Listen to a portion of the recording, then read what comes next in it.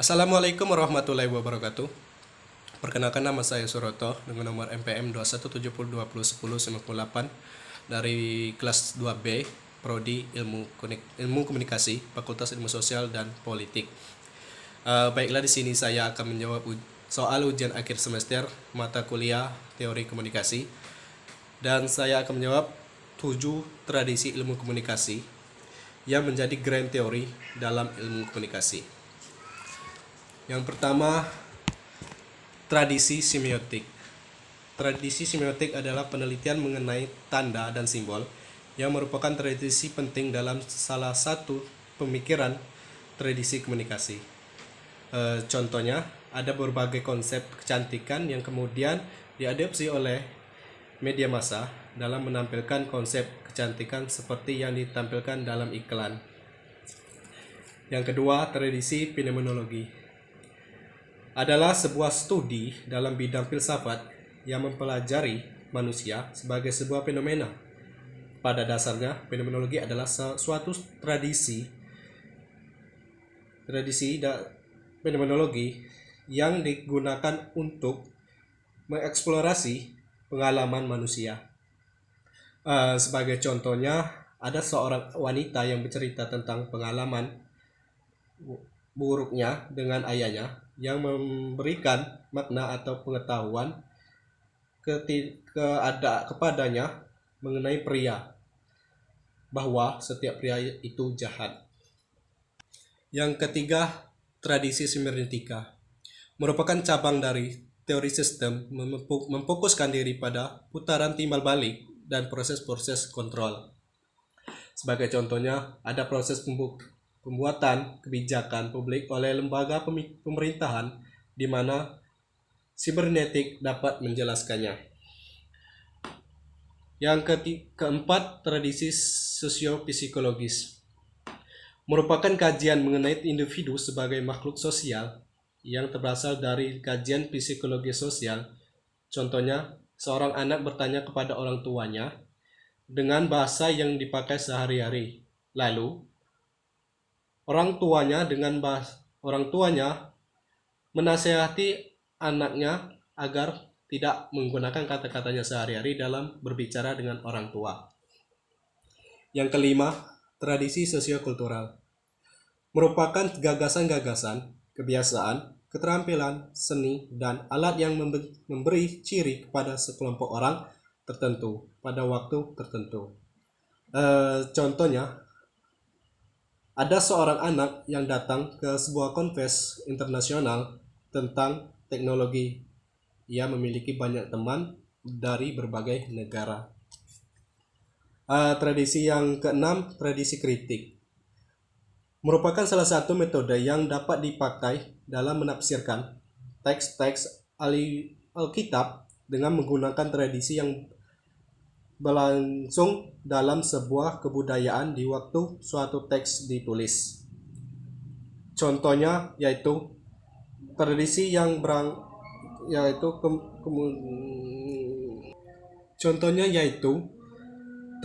berangkat dari sebuah asumsi yang kemudian dibentuk menjadi sebuah pendapat yang didasarkan dari pengamatan atas adanya kesenjangan dalam masyarakat. Yang ketujuh, tradisi retorika merupakan tradisi yang membahas mengenai kemampuan berkomunikasi. Tradisi ini mampu memberikan pembaca kompetensi untuk mengembangkan diri dalam menggambarkan dan berdebat. Sebagai contohnya, pada tahun sekitar 4600 abad yang lalu, di Pulau Sicilia, Yunani, ada sebuah kisah tentang seorang tiran yang memerintah koloni tersebut.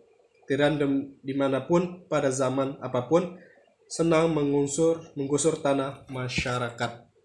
Dan selanjutnya saya akan menjawab pertanyaan yang nomor 2, yaitu mengenai model teori yang digunakan untuk menganalisa pesan. Yang pertama, teori semiotik. Teori semiotik ada penelitian mengenai tanda dan simbol yang merupakan tradisi penting dalam salah satu pemikiran tradisi komunikasi. Contohnya, ada berbagai konsep kecantikan yang kemudian diadopsi oleh media massa. Yang kedua, tradisi sosiokultural merupakan gagasan-gagasan atau kebiasaan, keterampilan seni dan alat yang memberi ciri pada sekelompok orang pada waktu tertentu. Contohnya ada seorang anak yang datang ke sebuah konfes, lalu dia menghadiri konfes itu dan memiliki banyak teman. Yang ketiga, sosiopsikologis merupakan kajian mengenai individu sebagai makhluk sosial yang berasal dari kajian psikologi sosial. Contohnya seorang anak yang bertanya kepada orang tuanya mengapa orang tuanya selalu marah-marah kepada dia. Karena orang tuanya menasihati anak tersebut agar menggunakan kata-kata saat berbicara dengan orang tua harus menggunakan kata-kata yang baik dan benar. Jangan menggunakan kata-kata saat bergaul sama teman-teman. Yang ketiga, tradisi fenomenologi adalah sebuah studi yang di bidang filsafat yang mempelajari manusia sebagai sebuah fenomena. Dan pada dasarnya, fenomenologi adalah suatu tradisi pengkajian yang digunakan untuk mengeksplorasi pengalaman manusia. Sebagai contohnya, sebagai pengalaman kita saat waktu SMA, maka kita berpengalaman dalam bermain bola atau sebagai macamnya. Dan yang kedua, analisis komunikator yang menggunakan teori sosiopsikologis. Merupakan kajian mengenai individu sebagai makhluk sosial yang berasal dari kajian psikologi sosial. Contohnya, adanya seorang anak yang sedang berdebat sama orang tuanya mengenai kata-kata yang digunakan dalam sehari-hari, lalu orang tuanya menasihati agar anaknya menggunakan kata-kata tersebut dengan baik dan benar. Yang ketiga, mohon maaf, maksud saya yang kedua yaitu tradisi sibernetika, merupakan cabang dari teori sistem yang memfokuskan diri pada putaran timbal balik dan proses-proses kontrol. Sebagai contohnya, adanya proses pembuatan kebijakan dalam suatu daerah atau negara yang dimana sibernetik dapat menjelaskan secara langsung apa kebijakan-kebijakan tersebut.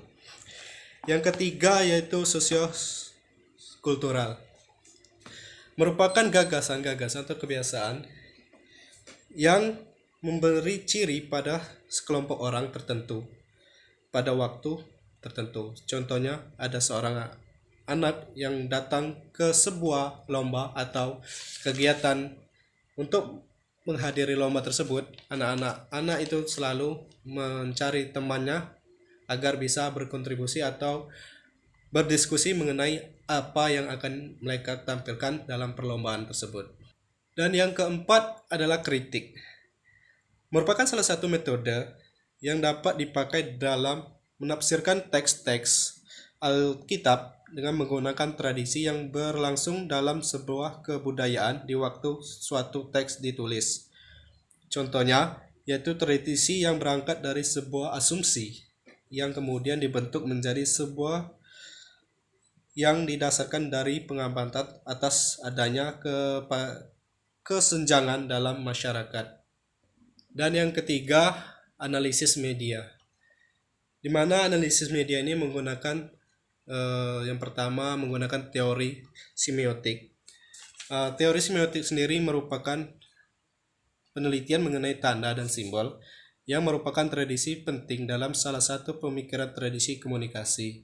Contohnya ada berbagai konsep produk-produk yang akan disampaikan ke media melalui suatu pengiklanan.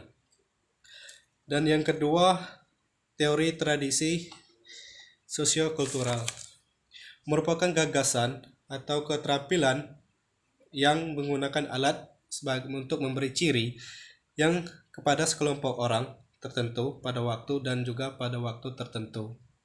Contohnya, ada seorang kakek-kakek yang datang ke sebuah acara pesta orang, ya ia membawa suatu sungkeman atau bahan untuk diberikan kepada orang yang melaksanakan pesta tersebut, lalu dia menyapa orang tersebut.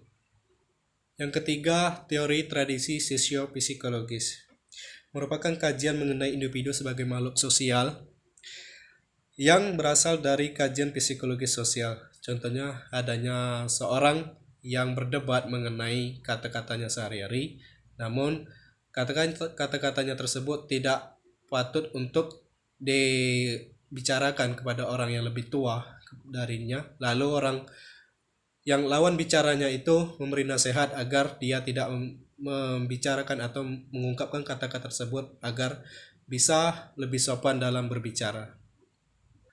Yang ketiga, teori tradisi sibernetika merupakan cabang dari teori sistem memfokuskan daripada putaran timbal balik dan konsep-konsep kontrol.